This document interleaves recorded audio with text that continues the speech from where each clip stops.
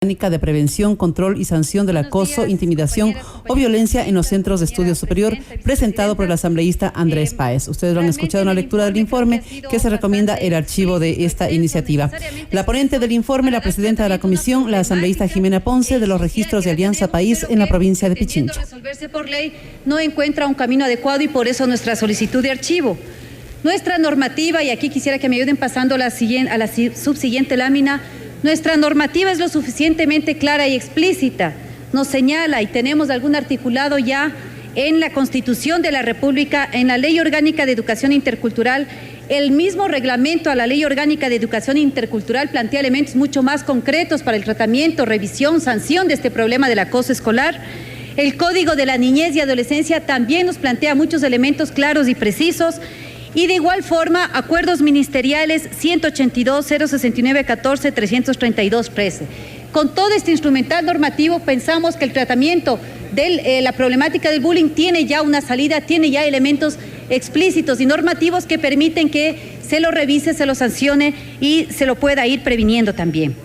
A continuación, podemos señalar que la Constitución de la República, aunque esto está de manera ya muy clara en el informe, tiene los artículos señalados anteriormente en los cuales se habla con claridad de los elementos que constituyen la protección frente a los actos de violencia en edad escolar. La Ley de Educación Intercultural, la siguiente lámina, nos señala en su artículo 2, desde los mismos principios, aquellos de educación para la democracia, que nos indican los elementos que constituyen y que además no solo que están escritos en la ley, sino que permean a lo largo de toda la normativa, de las políticas públicas, de la práctica y de la cultura de todo el programa de educación. La finalidad de la educación, las obligaciones del Estado, el artículo 7 habla sobre los derechos, el artículo 11 sobre los docentes, pero de manera más específica me parece que el artículo 134 habla ya del régimen disciplinario de los y las estudiantes y habla de una entidad, un nivel administrativo bien importante, que es la Junta Distrital de Resolución de Conflictos. ¿Por qué digo que pongan atención en la Junta Distrital de Resolución de Conflictos? Porque la propuesta de ley del asambleísta Páez plantea una Junta Provincial de Resolución de Conflictos que vemos que acá ya está pues en la Ley Orgánica de Educación Intercultural señalada en este otro nivel de acuerdo a la política de desconcentración que tiene el gobierno nacional. Y en este régimen disciplinario se habla de las acciones educativas disciplinarias sobre alterar la paz, cometer actos de violencia, de hecho, de palabra contra cualquier miembro de la comunidad educativa, es decir, está ya señalado y tipificado, y las faltas que corresponderían para uno u otro caso. El Código de la Niñez y Adolescencia, por su lado, en este tratamiento que siempre ha sido necesario y además señalado por los organismos de niñez, por los defensores de derechos de la niñez, la especificidad en el tratamiento de las situaciones que se presentan en esta etapa de la vida, pues nos señala el artículo 50, 51 y 67, la integridad personal, la definición, y acá tenemos derecho, los derechos a la libertad personal, dignidad, reputación, honor e imagen, y sobre el concepto de maltrato, un concepto de maltrato que además hay que verlo en la integralidad y que nuevamente viene a ser mandatorio sobre el resto de leyes. Así que de esta manera pensamos que el Código de la Niñez también aporta con una normativa suficientemente fuerte. Finalmente, un operador de la Ley Orgánica de Educación Intercultural, como es el reglamento a la LOEI, señala en el artículo 330.2 las faltas de los estudiantes. Recordemos, asambleístas, que el bullying o el acoso escolar se refiere a estas acciones de violencia, de intimidación, de acoso que ocurren entre pares, es decir, entre chicos y chicas que están en edad escolar. A veces hay la confusión de hablar de violencia en general. Por tanto, el concepto de maltrato anteriormente señalado en el Código de la Niñez y Adolescencia ya cubre este elemento, y el reglamento a la LOEI señala en faltas de los estudiantes las sanciones, la descripción que existiría cuando se presenta este tipo de situaciones.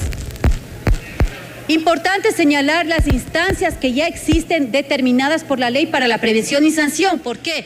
Porque la ley, la propuesta de ley señala también la necesidad de crear nuevas y diferentes instancias. Pero ya tenemos juntas distritales de resolución de conflictos y tenemos por el lado del Código de la Niñez y Adolescencia las juntas cantonales de protección de derechos de acuerdo al artículo 205. Es decir, tenemos ya instancias tenemos además una cultura, una institucionalidad que la ha venido creando el Consejo de la Niñez y Adolescencia con el sistema descentralizado, que ahora se articula a las propuestas del Código Orgánico del COTAD para poder tener un sistema de prevención de la violencia en el caso de la niñez.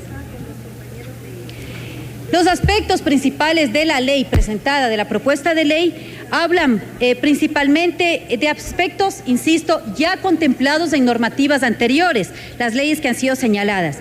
Determina también responsabilidades de los representantes legales de los niños y adolescentes, estudiantes, responsabilidad civil, daño moral, mismas que ya se encuentran detalladas en el Código Civil y en el Código de la Niñez y Adolescencia. Crea, además de esta propuesta de ley, consejos sectoriales de resolución de conflictos y juntas provinciales de resolución de conflictos. Ya tenemos juntas distritales, ya tenemos juntas cantonales. Crea y solicita la creación de nuevos cargos dentro de cada institución educativa, es decir, señala con especificidad asesor jurídico y psicólogo. Estos que ya implicarían aumentar masa salarial, implicaría incidir sobre la estructura y la organización de las unidades educativas.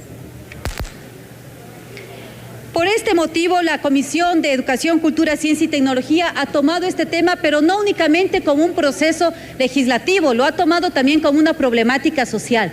Tanto es así que si bien una de las resoluciones de nuestra comisión solicita el archivo de la ley, otra resolución solicita también a la comisión actuar proactivamente en el seguimiento a las diferentes resoluciones y normativas que existen ya planteadas para el tratamiento del acoso escolar.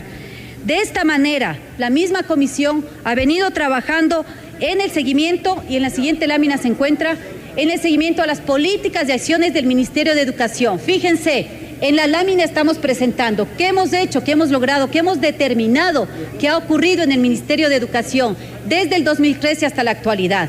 Hemos determinado que se han conformado las juntas distritales de resolución de conflictos a nivel nacional, 140 juntas distritales, en este concepto de distritalización, de desconcentración que tiene el gobierno nacional.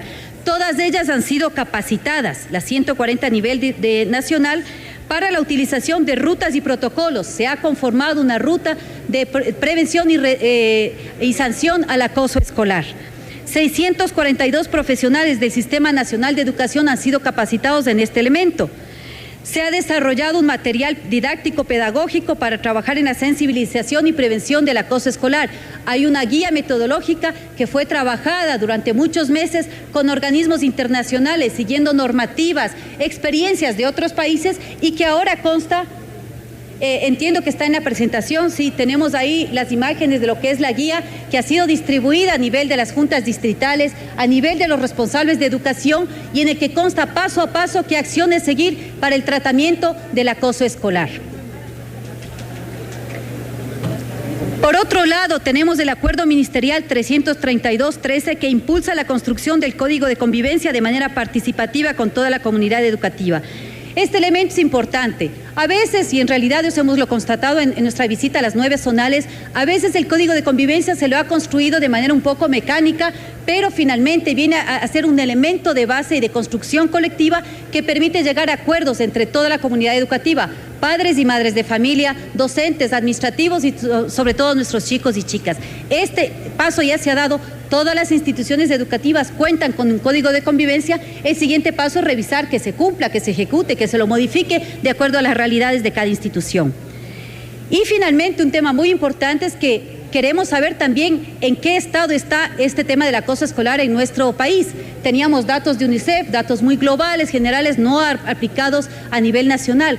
Pues tenemos como un compromiso del Ministerio de Educación el levantamiento de una línea base sobre la situación del acoso escolar a nivel nacional, que ha sido apoyada por organizaciones internacionales, Visión Mundial y UNICEF. Al momento están los términos de referencia y esperamos tener los primeros resultados sobre esta problemática para el mes de enero del 2015. Por tanto, insistimos en nuestras conclusiones. No se requiere de la expedición de una ley específica, orgánica, que trate específicamente sobre el acoso escolar. Existe normativa vigente que ya regula el tema. Resulta improcedente la creación de esta nueva institucionalidad, los consejos sectoriales, las juntas provinciales de resolución de conflictos. No es factible crear nuevos cargos en cada establecimiento educativo a través de este proyecto de ley. Y nuestra resolución como Comisión de Educación, Cultura, Ciencia y Tecnología, como consta en el informe, es recomendar al Pleno de la Asamblea el archivo de la ley, para lo cual solicito que se tome la votación. Muchas gracias. Escuchamos